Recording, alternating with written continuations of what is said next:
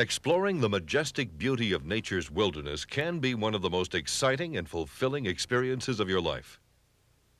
Scaling a snow-capped mountain peak, forging deep into a lush green forest with trees that almost touch the sky, discovering a hidden valley, abandoned mine, or game trail, splashing in an invigorating mountain spring, or relaxing next to a quiet, pristine lake. But there's more to backpacking than throwing a pack on your back and heading out into the wilderness. And that's what Backpacking Made Easy is all about. A little while from now, you'll know all the essentials for having a great time in the wild. We'll show you the latest in backpacks, boots, tents, sleeping bags, and other wilderness equipment. We'll show you how to pack your backpack and how to set up camp. You'll discover how to get where you're going without getting lost, and how to get back safely. Most important, you'll learn how to leave the wild as pristine as you found it. 2 thoughts before we start. First, we suggest you watch the video all the way through first time. We put in lots of titles to make it easy to find what you're looking for later. Second, we hope that this video introduces you to the joys of the outdoors. But be aware that people put pressure on our fragile environment. Please use your new outdoor skills with care and caring. Now, let's get started. The single most important piece of equipment you'll take on your trip is sitting right on your shoulders, your head. Take the time to think through and thoroughly plan your trip. Here are a few important things to consider. First, you should never go backpacking alone. Groups of 3 or more are recommended. Next, don't overdo it. This isn't a contest. The wilderness is no place for macho bravado.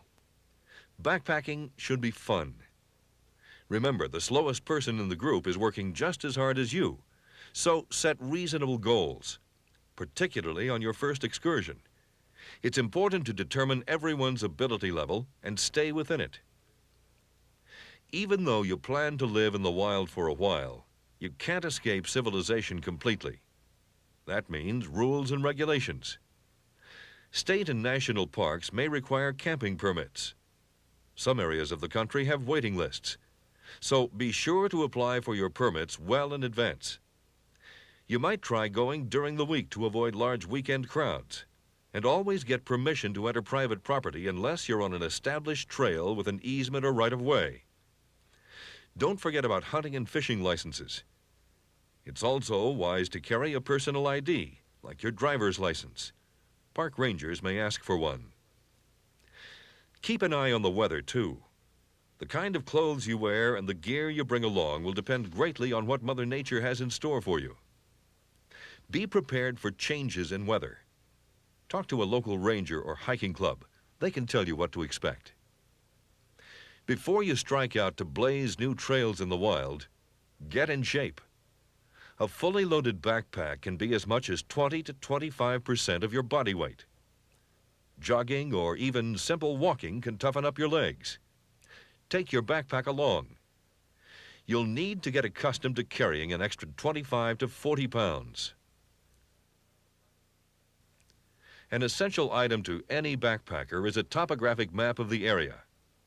A topographic map is an aerial view of the Earth's surface.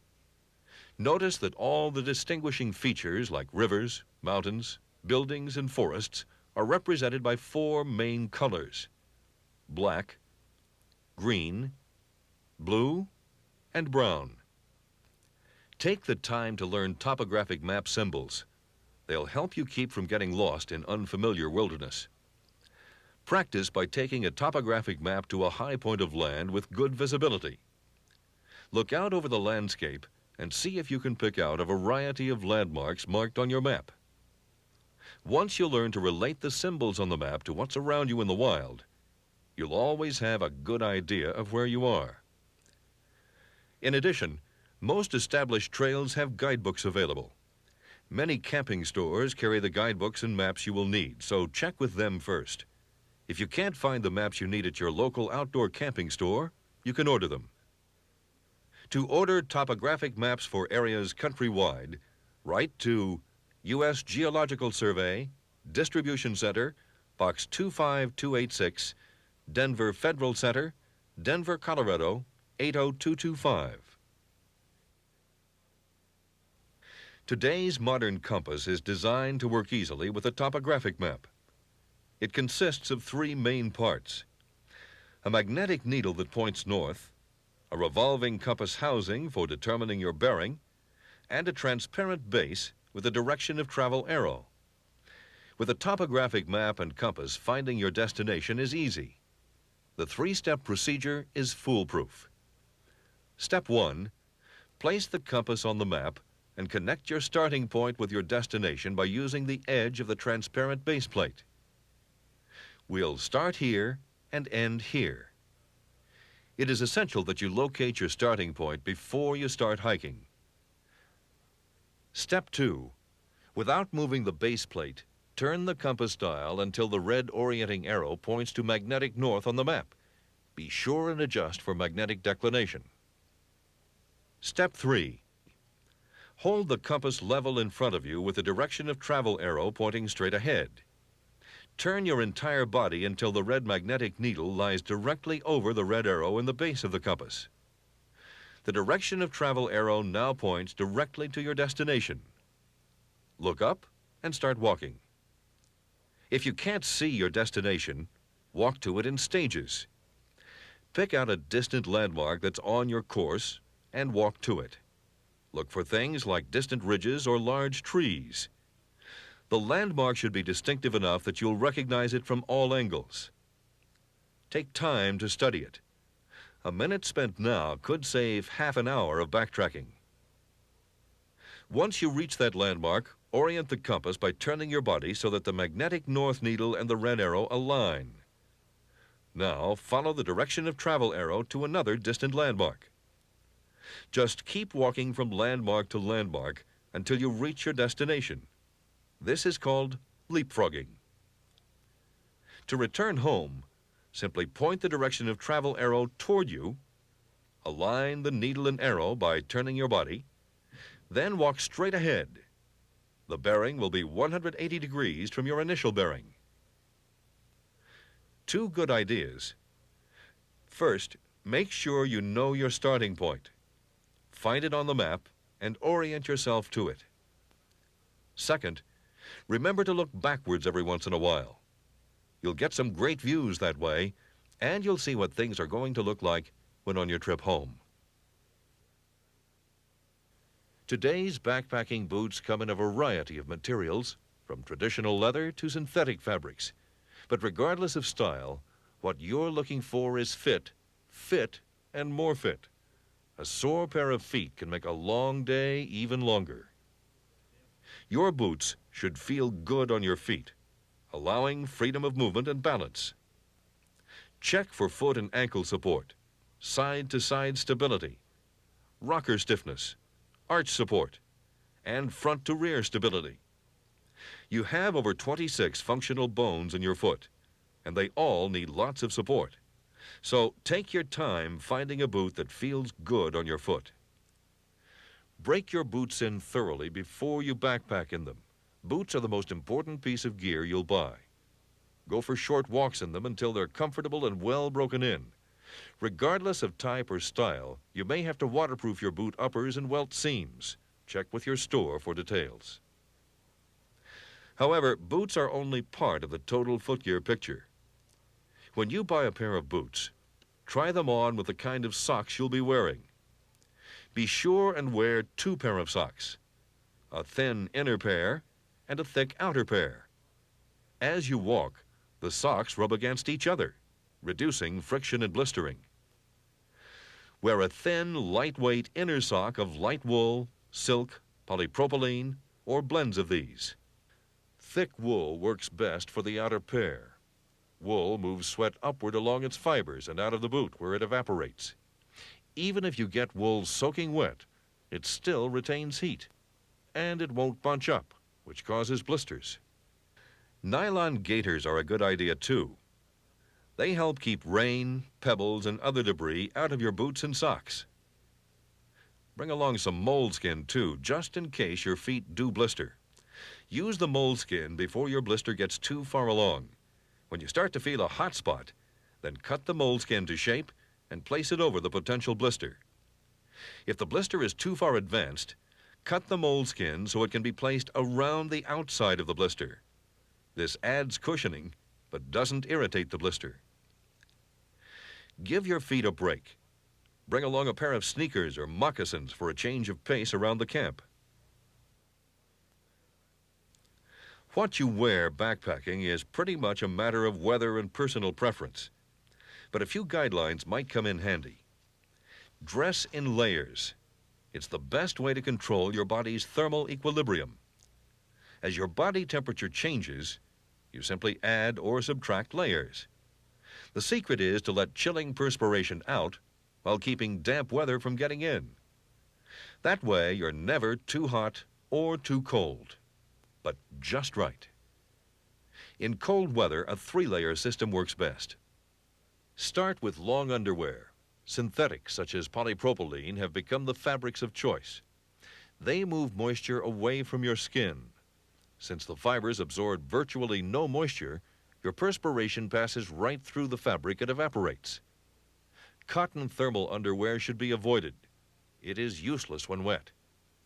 For the second layer, wool shirts or sweaters have been the garment of choice for years. Wool breathes well and keeps you warm when wet. Synthetic pile garments will also keep you warm when wet and dry out faster than wool. Again, cotton does not insulate when wet and should be left behind. Since your pants are more likely to get wet, lightweight wool or pile are best. It's also a good idea to bring 2 pairs of pants along on the trip, one for hiking and one for the campsite. Bring along a pair of shorts, too, for when the weather turns warm. The third layer is determined by Mother Nature. If it's nice out, a simple nylon windbreaker works fine. In cold weather, wear a down or synthetic-filled vest for added warmth. If the weather turns wet and cold, you'll need to put on a water-repellent outer layer. A poncho is the cheapest way to keep dry, but rain suits with hoods are more effective, especially in strong winds. Some rain gear breathes and blocks out moisture. It's more expensive, but is worth investigating. Remember to get rain gear larger than your usual size. You'll be wearing it over heavier clothing. Bring a hat along, too. It'll shade you from the sun, protect you from the rain, and prevents heat loss from your head. A backpack is like a good shoe. You look for quality and a perfect fit.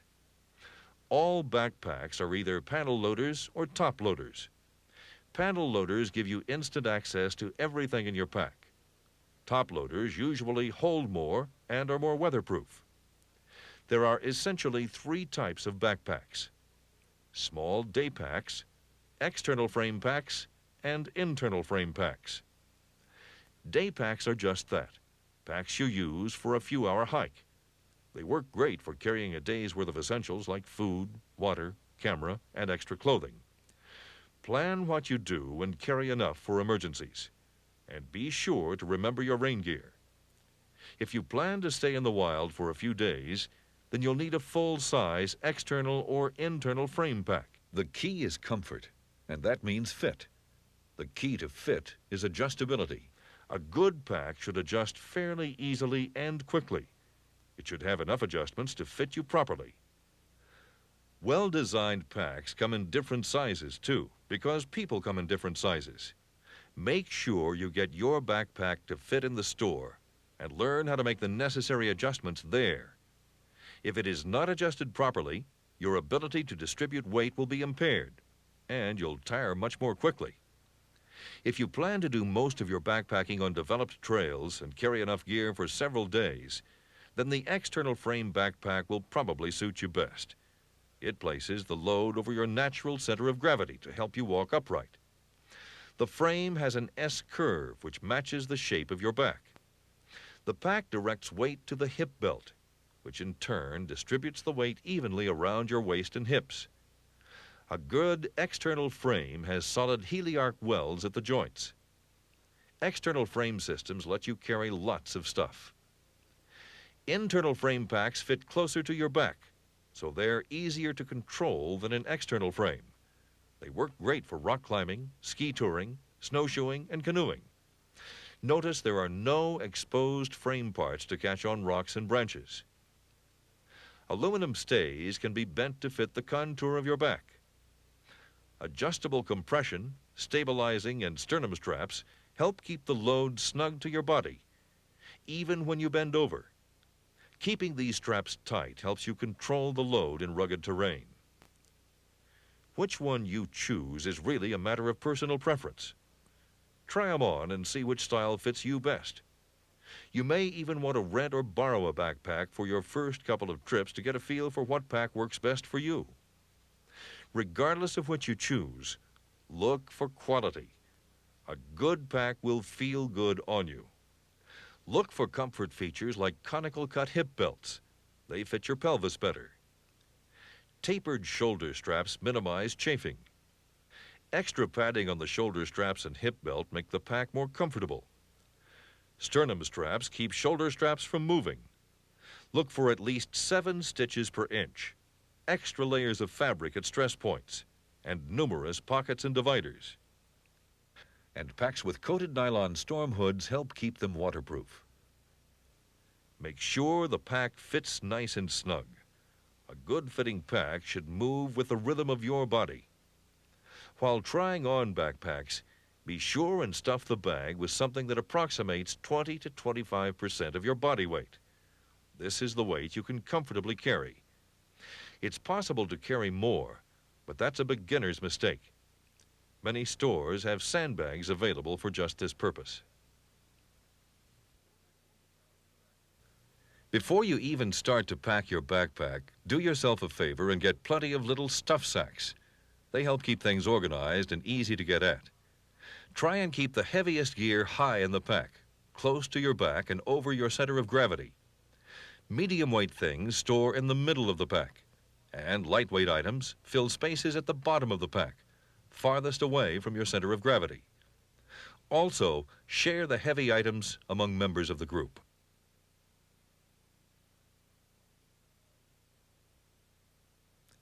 A well-organized pack might look something like this: heavy items at A, medium weight items at B, and your lightest things at C.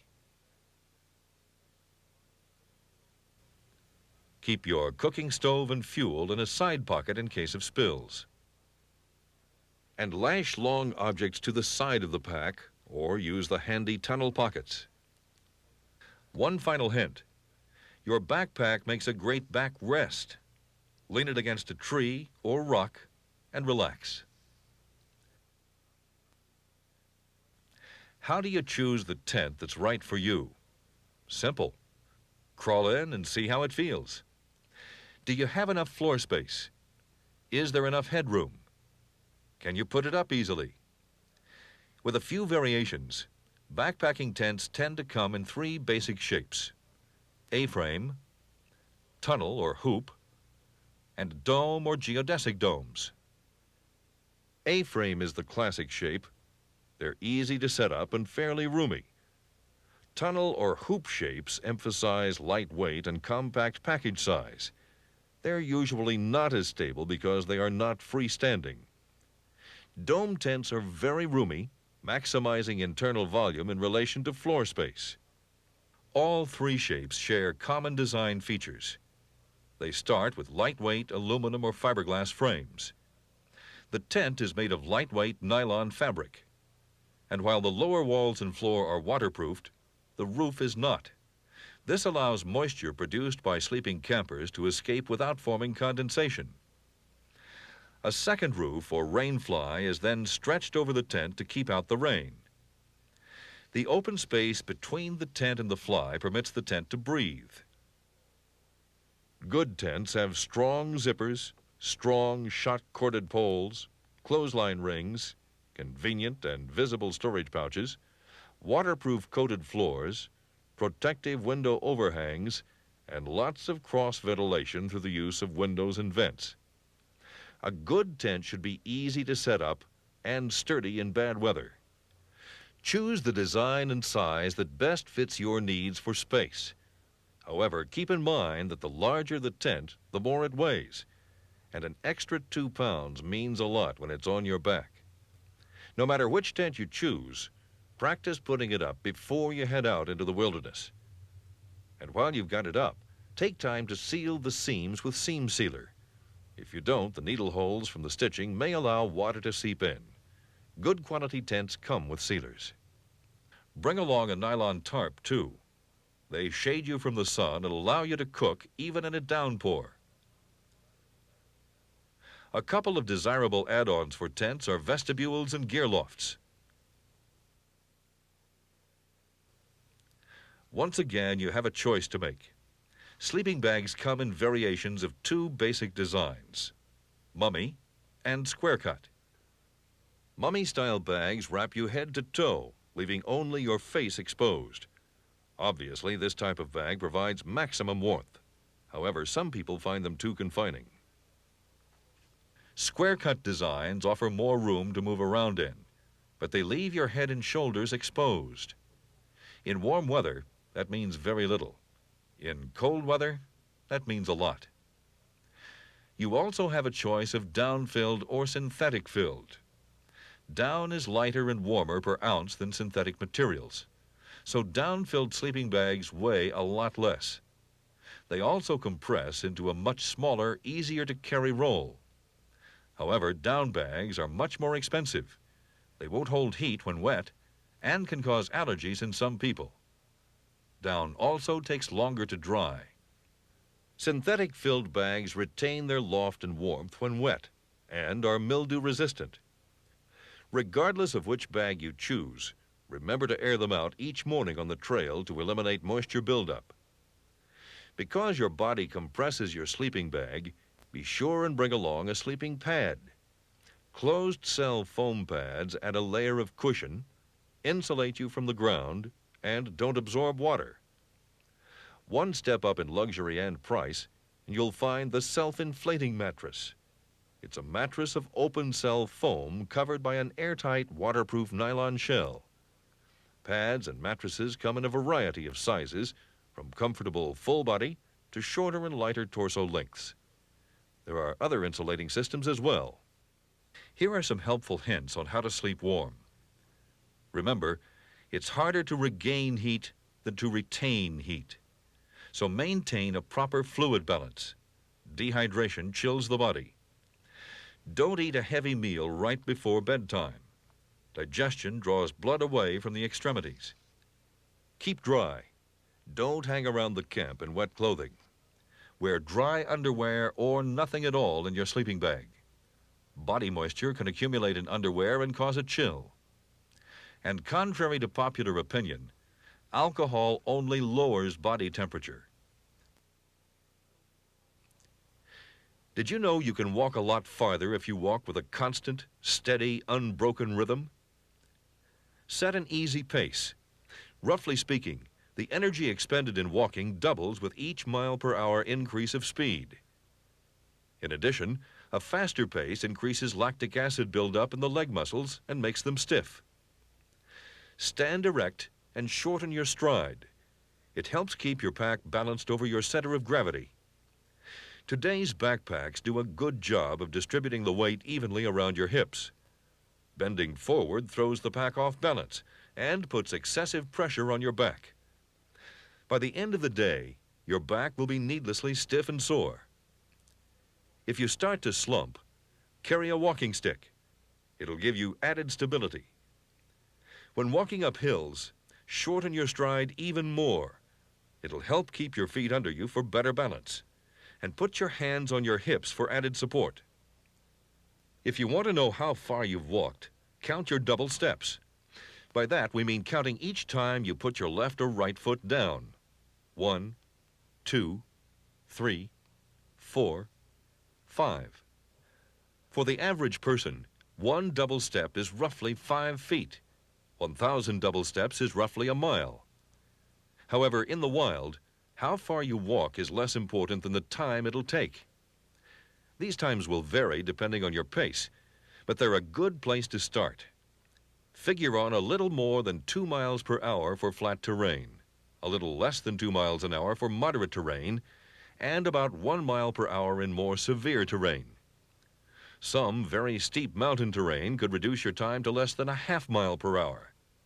Try timing yourself over a 1-mile course and use that time for gauging your own walking speed. Your timing should be adjusted for the load you carry and the terrain you cover.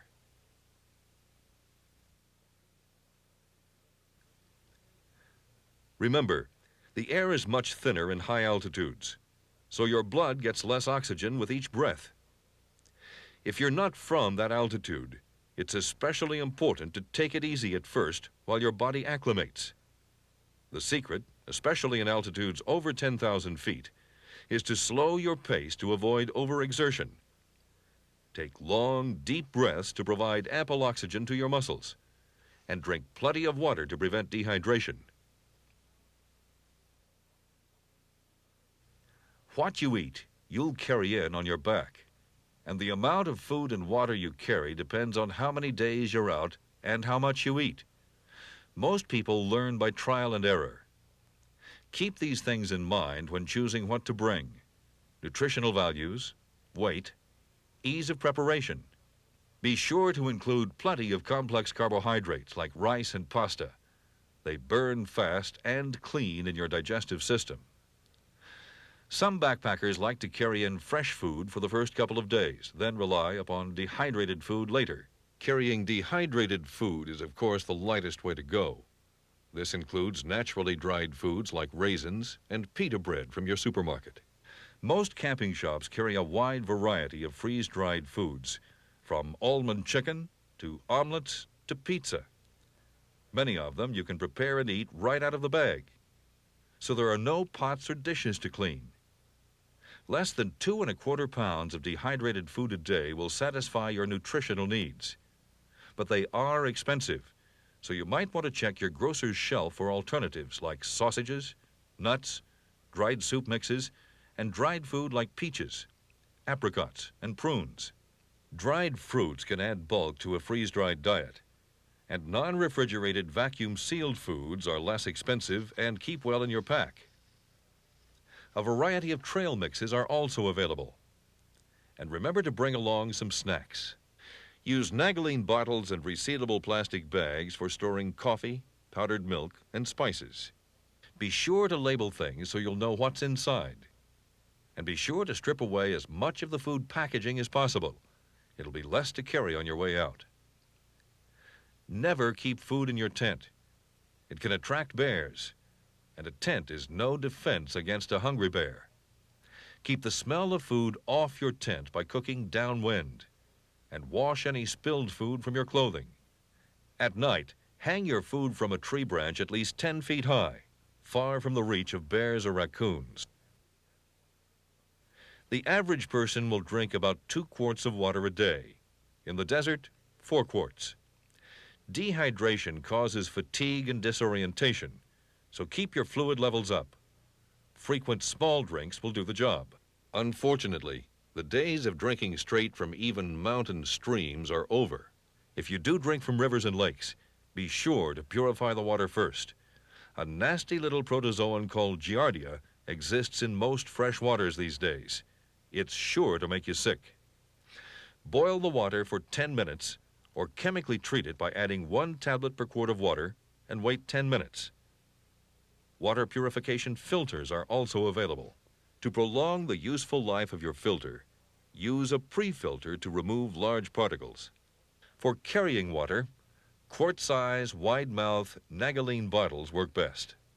They're easy to pour and drink from. For the campsite, carry along a collapsible water bag. Cooking over an open fire is hazardous and prohibited in many areas. Portable one-burner camp stoves are much safer, convenient, and efficient. With a camp stove, there's no need to be close to firewood. Portable one-burner camp stoves come in 2 styles: white gasoline-fueled and butane cartridge-fueled. Butane stoves start easier but burn less efficiently. White gas stoves generate more heat per ounce of fuel, saving weight and room in your pack. They cost more than butane models, but the gas is less expensive. Multi-fuel models that burn white and unleaded gas are also now available. Butane cartridge stoves are more convenient and cost less, but the cost of cartridges adds up. If you decide on a cartridge stove, be sure and carry out empty cartridges. That goes for any wrappers, bags, and cans that your food came in too. Bring plastic bags for storing waste materials. They'll help keep your backpack nice and clean. As for utensils, about all you really need is one cooking pot, one boiling pot, one cup and bowl per person, one spoon or fork per person, one cooking knife, one Swiss Army knife, salt and pepper shakers, one water bottle per person, and plenty of matches in a waterproof case. Plastic containers work well for milk, margarine, and other condiments. Camping stores offer a myriad of cooking gadgets. Give them a try. Here's a couple of interesting ones. Try a collapsible chair that fits in almost any backpack. It provides back support on flat ground and doubles as a sleeping pad. This heat exchanger is an interesting device too.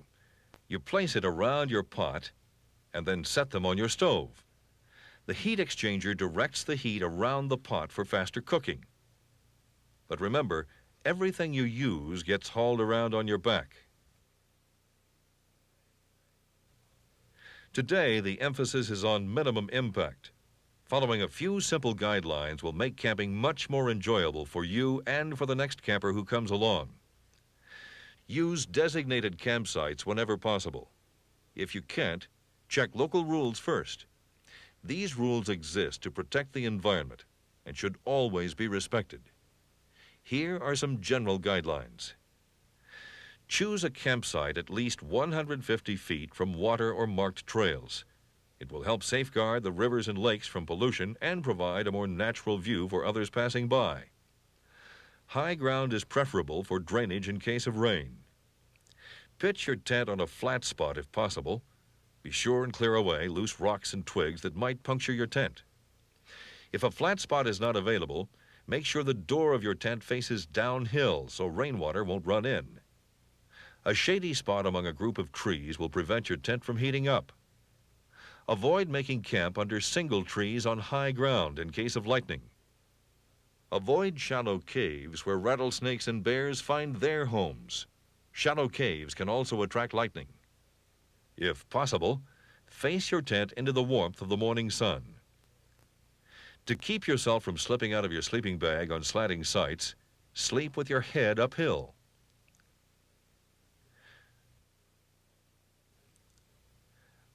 Let's face it, when you're in the woods, you're roughing it. That's part of the fun. So in the absence of hot and cold running water, bring along some biodegradable soap. It works fine in cold water. A toothbrush and paste, a towel, and a roll of toilet paper. Remove the cardboard center. It'll take up less room in your pack.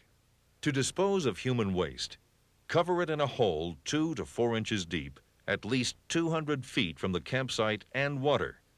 Bacteria in the ground will do the rest. Burn used toilet paper or place it in a plastic bag and carry it out with you. Here's a list of things you should consider bringing along. Your list will vary depending on the kind of trip you take, but these items will give you a good idea of the kind of things to consider. A medical kit, insect repellent, suntan lotion, lip balm, camera, whistle, sponge or chamois, knife, spare glasses or contacts, sunglasses, candle lantern, which gives the most light per ounce, flashlight or headlamp for hands-free work, gloves for cooking, binoculars, hot water pot or teapot, waterproof matches, emergency fishing tackle, and extra rope or nylon cord. In the wild, it's important to know where you are at all times. That's where your compass and map come in handy. Before starting out, be sure to determine your exact position on the map. Know how far you're going and how long it will take. Be sure and sign the register at the trailhead if you're hiking on a marked trail. Then sign out when you leave. Also, let someone know where you're going and when to expect you back. Leave them a detailed description of your planned route. Give them strict instructions to notify the park forest rangers if you're overdue. Allow extra time because it almost always takes longer than you think. Use your compass and follow the bearing from landmark to landmark until you reach your destination. Take time on the way in to look behind you occasionally. It'll look more familiar on your way out. If you can't find your destination, don't panic. It doesn't mean you're lost. Stop for a moment and take inventory of the situation. Double-check your compass bearing and make sure you're on the right course. If it's correct, your destination is probably still ahead. If you're still confused, use your map. Try to identify prominent landmarks. Look for things like railroads, rivers, fences, or lake shores that you can follow. If you're on a marked trail, just waiting for someone to come along may be the answer. If all else fails, set up camp and wait for help. You should carry a spare compass, but if you lose your compass and map, let Mother Nature guide you. Use some old scout tricks. Check the wind direction. What direction was it blowing when you started? Chances are it's still the same. Some areas have prevailing winds that always let you know your direction. Even if there is no wind, in some areas the prevailing winds are so constant the trees are shaped with the short branches toward the wind. Use the obvious. Watch the sun. Remember, it rises in the east and sets in the west. And if it's night, try and find the North Star. Locate the two pointers. They are the stars at the forward edge of the dipper. 5½ times the distance between them in a straight line up from the dipper will be the North Star. The dipper rotates about it. Upon arriving home, make sure you unload your pack. Clothing, tents, and sleeping bags can mildew if left overnight without being aired and dried. It's best to let your sleeping bag air dry for 24 hours and occasionally fluff it by hand. Don't store it inside the stuff sack for long periods of time. It's better to hang it or store it in a large, breathable storage sack, such as a pillowcase. If you want to clean your sleeping bag before storing it, make sure you read the manufacturer's instructions. Before storing your tent, make sure it's dry and free from any dirt or debris. Store the tent loosely so it can breathe in a well-lit and ventilated area. If you're going to store your tent in a waterproof bag, make sure it's dry. Storing it damp can give it a permanent odor from mold and mildew. When putting away camp stoves, make sure they are emptied of fuel. Store both the stove and the fuel containers away from open flame or heat, such as a furnace. It's always good to check the stove over thoroughly before putting it away. And always remember to test it out before you leave on your next trip. Now is also the time to fix any equipment that may be broken, so you don't forget before your next trip. And check carefully for what you did not use. There's no use carrying what you don't use. That's about it for Backpacking Made Easy. Remember, plan carefully and take your time. Backpacking should be fun, not an endurance test. A backpacking trip offers unique opportunities for renewal of spirit and body. Day hikes, nature study and photography, a retreat from civilization, and inspiring scenic vistas are all part of this. As you backpack, you'll become more fit and self-reliant. The sense of confidence and pride you feel after your first trip will be with you always. We hope this video will help prepare you for that first trip and the many others we know will follow. If you want to know more about getting the most out of being in the wild, you may want to check out Finding Your Way in the Wild, How to Enjoy Camping from Your Very First Trip, and Introduction to Canoeing.